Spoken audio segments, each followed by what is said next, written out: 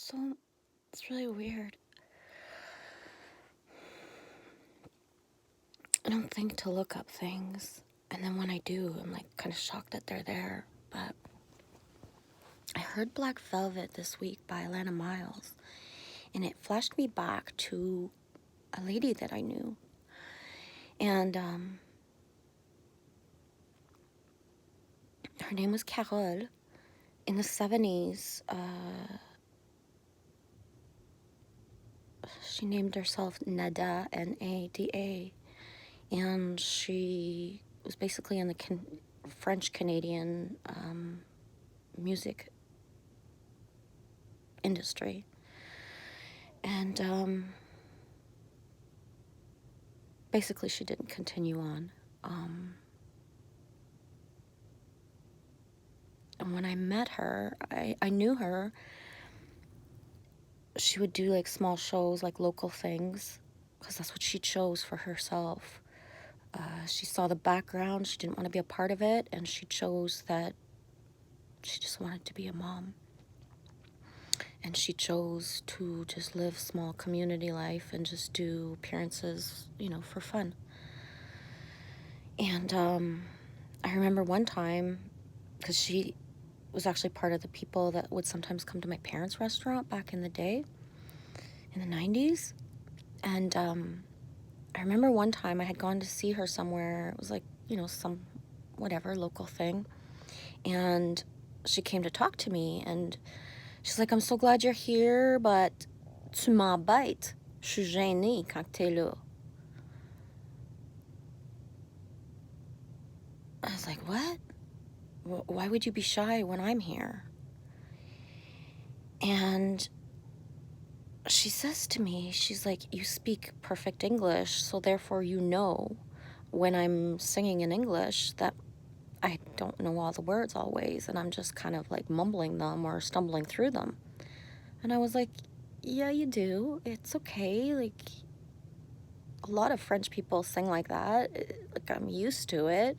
I don't judge it or analyze it. Like, you're amazing. I came here to see you, And she was like, I've been wanting to ask you for a long time. And, now that we're just like, in the middle of fucking her break or whatever, intermission, she's like, do you think you could like help me out? And I was like, how can I help you, right? And she's like, I have a few songs that I'm tired of not nailing them. I can't, like, you got to remember that the 90s is before the internet, big time in rural Quebec. We didn't have access to just, Google song lyrics and then they pop up. So she basically asked me to figure out the words to the songs that she loved so much that she didn't want to fuck them up anymore. I was like, sure, I could do that for you. And it was like I said, give me the songs. So she gave me a list of songs, and one of them was Black Velvet. And I was like, okay, well, I have the cassette of all these songs, just, happen to have the same vibe. And some of them already have the words in the little jacket pocket sleeve of the cassette, and some of them don't. So like, especially Black Velvet, it stands out for me because it didn't have the words, so I had to put it on, pause it, put it on, just stop, play. I thought I knew it off by heart until I was trying to make sure every word was fine. And I remember just spending that time doing that for her. And one of the reasons I flash back to her is that she's a Christmas memory. In 2010, I was at my Christmas party for where I worked at the time, and all of a sudden, it's close to midnight, and somebody comes in with, I would say the news? I don't know the right word. That Carole has passed away. She was at choir practice. This is just I think it was like the 21st or the 20th of December 2010. She was at choir practice for the Christmas Eve church stuff, and she died. She dropped dead. She was singing, everything was fine, and then she was gone. And for me, I choose to live my life by hanging on to the examples of the stuff that can happen fast or the things that happen around me. And I remember specifically, I had already been a year in my major,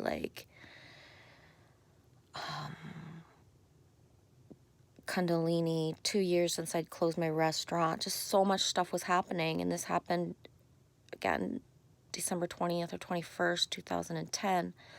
And it was like another pivot for me to make my moves, to do the things I needed to do for myself. That life is short, and that, she was older than me, but not by much. Not by enough for it to be logical that she just all of a sudden died like that. And how beautiful. Like, the one thing that was her passion, she was in the middle of it and just done. Yeah, it was chaos for everyone else. Imagine being at choir practice and somebody, is not leaving the same way as everyone else. But that's where free will comes in, and, the inner knowing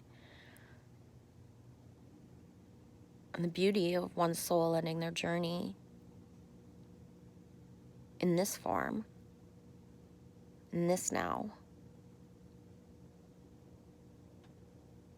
Yeah, so I went on YouTube earlier, just before I started making this video, and I put in an ADA Quebec, and I found one or two, snippets of, just songs that she did.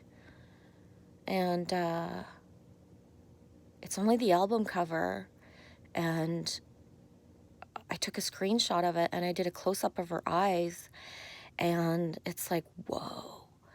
I so understand why she didn't continue. I'm so proud of her that she didn't. The eyes that she had on that jacket cover of that album and the eyes of the woman that I knew as two different people. And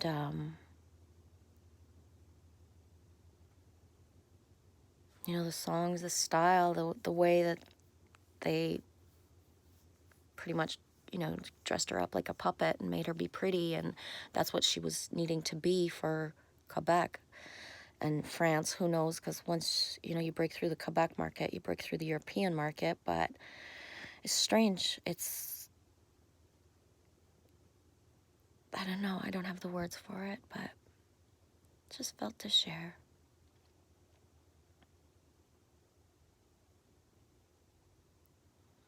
Things happen fast, and